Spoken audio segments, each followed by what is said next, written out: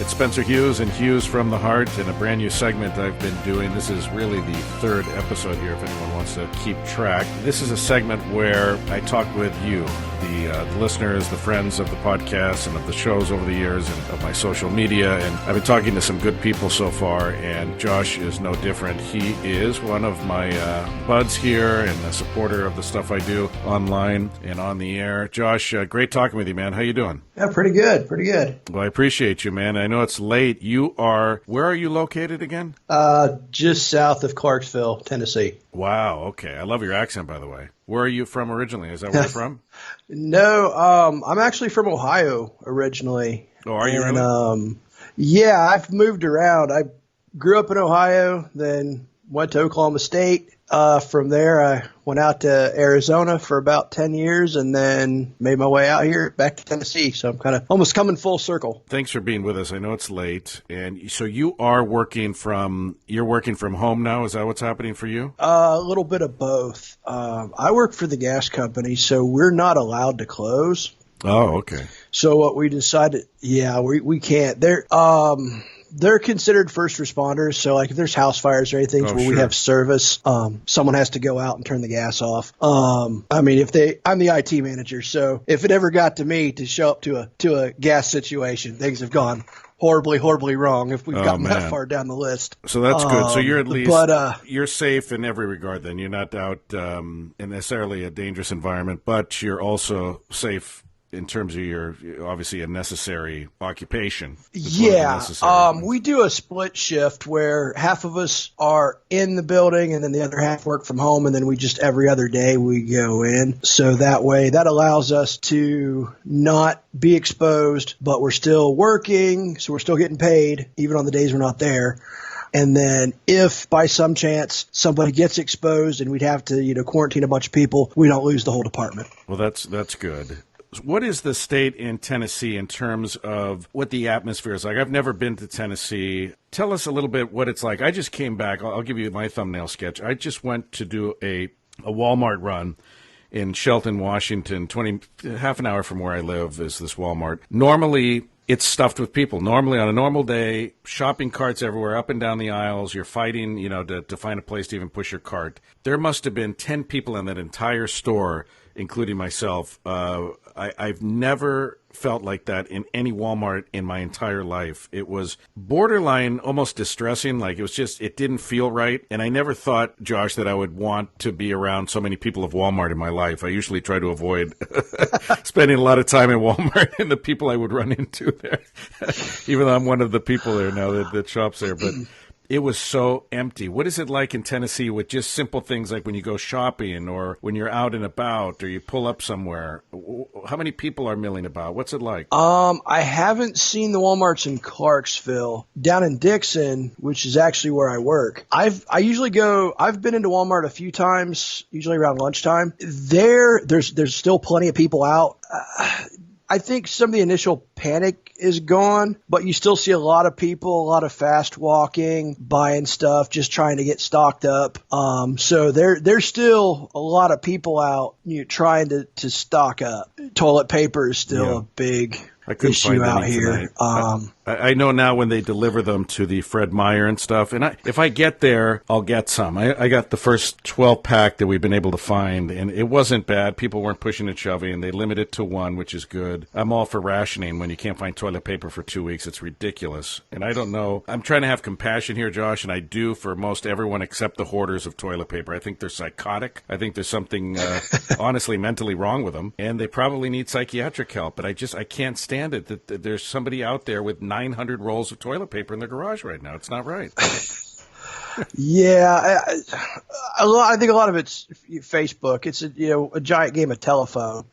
And you turn around and you've always got some friend, we're doing martial law. We're going to shut down. Everyone's going to be stuck in their house for 2 weeks, a month, whatever. It's like, no, guys, no. And I think that's led to a lot of it. And then just the unknown. But I mean, I haven't seen people getting ugly toward each other. It's just, you can tell there's an unease. But like I said, I haven't gone in the evenings or anything to see kind of what that's like. But the times I am there's still a lot of people. But yeah, it's you start to see empty shelves, and it is kind of weird. It does, like I said, it reminds me of Florida right before a hurricane when people were stocking up. Yeah, what is that like? That would terrify me. I mean, this is very strange because it's invisible, right? It's a virus where, I'm not getting paranoid, but I'm wiping everything down, the shopping cart, everything, and it's really instilling a horrible paranoia in people. I mean, people are really walking more than 6 feet away from you. They're like 25 feet away from you. The minute someone sees you, they're like frightened. I just feel bad that people are really, really terrified of this. With a hurricane, you can see it on the Doppler, right? I mean, you see it forming, you see it swirling around. It might hit, it might not. What is that like?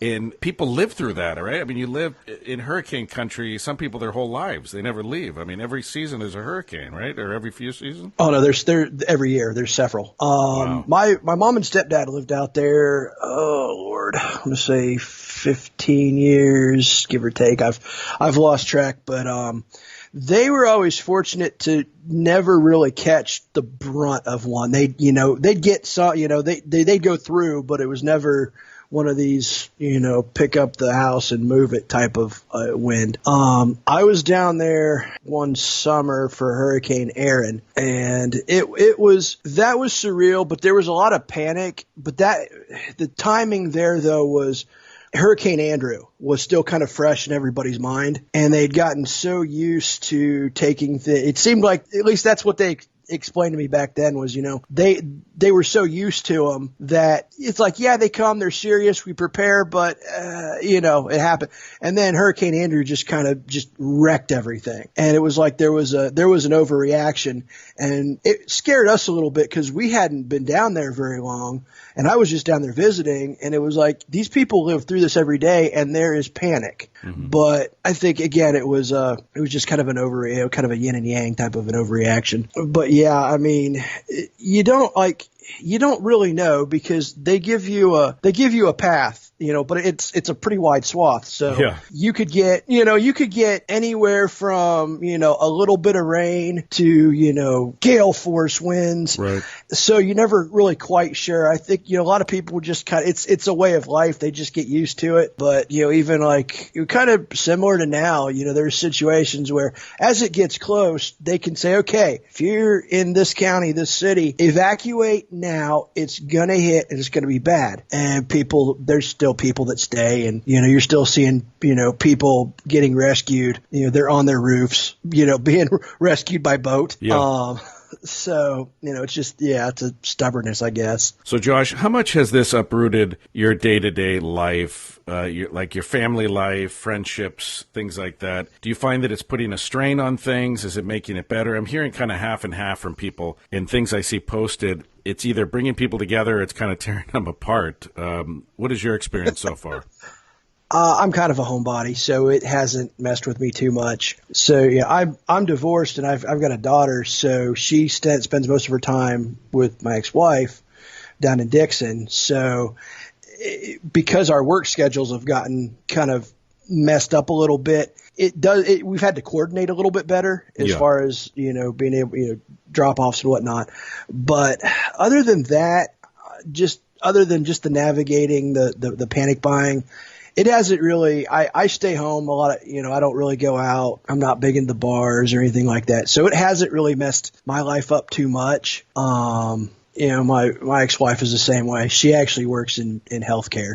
Oh, wow. So she's a little more, she's a little more anxious. But I mean, as far as she likes to go to the zoos and stuff with my daughter. So, trying to find stuff to do that doesn't involve, going out and seeing tons of people. That stuff. That's the stuff that I'm missing. It's just kind of the stuff I take for granted, like going to a movie theater, which I don't do very often anyway, or to a concert. I know that the kids have had several concerts canceled that are coming up. And just that sense of disappointment. You know what I mean? Like, you're looking forward to an event. I'm hearing from people that are rescheduling weddings or doing them very differently, or doing online things and funerals, and just everything that we're so used to just taking for granted. Like, you're going to have your child's 5th birthday at the park and everyone's invited, and you can't do stuff like that. Chuck E. Cheese, we're going to have, 20 kids from your kindergarten class, and just things that we never thought for a second we'd never be able to do, or get in trouble for doing, or we could spread some virus if we did it. It's just that part part. It's Yeah. it's a psychological kind of mind screw. I'm not used to this, but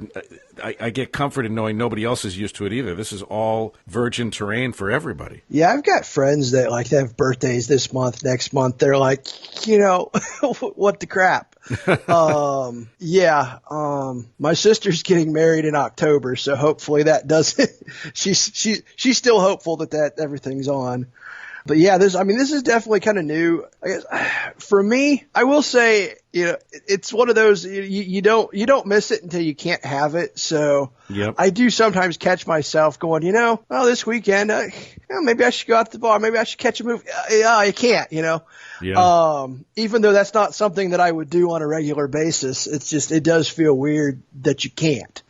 Yeah. That's the thing is even if you don't do something, like the ability to not do it if you changed your mind and wanted to is very unnerving, I think. Josh, what do you think? I ask everybody this question in this segment. I know no one has a crystal ball, myself included, but everyone has kind of a gut feeling. Do you think this is going to go on for weeks or months, a year? What do you think? I know our governor here in Washington, he shut us down for 2 weeks, and he came out today going, well, I don't know. I don't know if 2 weeks is going to be enough. We can't be too hasty. And I just started a job Monday. I mean, I can't have this go on forever and ever and ever. And I know that sounds selfish, but I got a lot of mouths to feed. I got a lot of responsibilities, and I'm sitting home. I'm not getting paid. So, and I know they keep saying unemployment's going to save us and all this stuff, but I don't know. How long do you think this is going to last in your mind? I'd say at least through April, if I had to guess. So you're not thinking long term. You're not thinking past summer and things like that. It's hard to tell. We kind of prepared to do this staggered shift through basically July 4th. But that was, like you said, there's no crystal ball. So for us, it's either, that's either overkill or wishful thinking. Like we really don't know. It was just kind of we'll plan on it till then, but I know nationally Trump says, by Easter. I don't know. I'm kind of worried about that. I think he needs to. I don't want to get political, Josh, but I think he needs to leave this to the experts. This isn't about politics and what he wants and what's going to help his ratings and what's going to make America feel good. This really is about what needs to be done from a doctor's perspective, and he needs to kind of quiet down a little bit and get the doctors in there more, I think. Yeah, it's kind of hard to tell sometimes what they're thinking. Are you trying to? Are they saying that knowing full well that's not the answer? But you don't want to induce panic. You don't want to tank the stock market. You can never tell with what these guys are saying. So every doctor pretty much says that's unrealistic. So I think out here they were saying that they basically schools, if possible, I think April, May, we're talking about the possibility of opening back up. Well, California, they're going to shut them down through summer in California. It's interesting how states vary on that too. Yeah. And again, I'm only catching little bits of that because my daughter's 4, so I don't have to worry about that yet. So, they might be done. They might be done for the rest of the school year as well. It could be a summer thing. It's like you said, it's so hard to tell. The thing that reminds me, and it just struck me, that Trump, and again, this is not a political commentary, it's just my observation, right? I've gotten out of politics, now I can just observe things because I don't hold water for any side anymore. But Trump is reminding me, when he says the April thing, Easter is a beautiful day and this and that, he sounds to me like Murray Hamilton's mayor character in Jaws. Remember the first Jaws, 1975, where people are getting killed by the shark, and he's like, everything's fine, everybody, just keep swimming. And people are like getting their legs torn off of them, and he's saying it's totally safe. We cannot close this down because if I remember right, isn't that what he did? If you saw the movie Jaws, he wanted to pretend like nothing was happening because he knew that if people got scared, it would kill tourism and stuff. So I'm worried that that's the approach Trump's taking by saying by April. He doesn't know that. You can't tell the people that. You can't get hopes up high and say by Easter weekend everything's going to be fine. He doesn't know that. So that's what bothers me there. Yeah, and I think that, if I had to guess, that kind of sounds like his MO. I don't, like you said, I've kind of taken a step back, so I don't really have a horse in the race. Yeah. It does sound. I mean, that seems to be kind of his thing. I give him more credit than a lot of other people do, in that, I don't think he's stupid. He's got handlers. Yeah. So it kind of sounds like, if I had to guess, yeah, it's like you're saying, you don't want to, he's not getting out there going, oh my God, it's going to last for months. Okay. Yeah. I'll tell you one thing. I'll leave you with this thought. I wouldn't want to be any of these characters running for president. I wouldn't want that job for $1 million right now. And they're all working so hard. We haven't really talked about the campaigns, because this has taken, full front and center, obviously, and rightfully so. But I wouldn't want to be Biden or Sanders or Trump or any of them. I don't know. Let them fight over this role. I wouldn't want to be the leader of the free world at a time like this. Too much stress. But hey, Josh, what a pleasure chatting with you, my friend. Stay safe out there, and thanks for being only the third person to do this with me. I'm surprised more people aren't volunteering to come on. I think we had a good time. Yeah, I did. I enjoyed it. We should do it again. Absolutely. Let's do it again sometime, my friend. Thank you, Josh. You stay safe out there. I know it's very, very late. What is it, 1 in the morning? It's midnight. Oh, it's midnight. Okay, that's right. You're 2 hours ahead, so not too bad. I have to get up at 4 for the radio show, so I'm going to go to bed after this. I think I'll edit it tomorrow, but I think I'm going to upload it tomorrow, my friend. And all I ask is that you share it with all your friends and get it out there. It'll be free, so everybody can listen to you here. But thanks a lot for your time. No problem. Sounds good. Thanks. All right, thanks a lot for being on Hughes from the Heart, the segment now that I am calling Everyday People. My wife Sarah gave me the idea for that. I like it a lot. And only episode number 3 you're listening to right now. Will you be next? Contact me through my social media or here through Patreon and let me know if you'd like to come on, or maybe you have a family member, maybe you have a neighbor, maybe you have somebody on your friends list on your social media that would like to be on a future episode of Everyday People. I'm Spencer Hughes. This is Hughes from the Heart.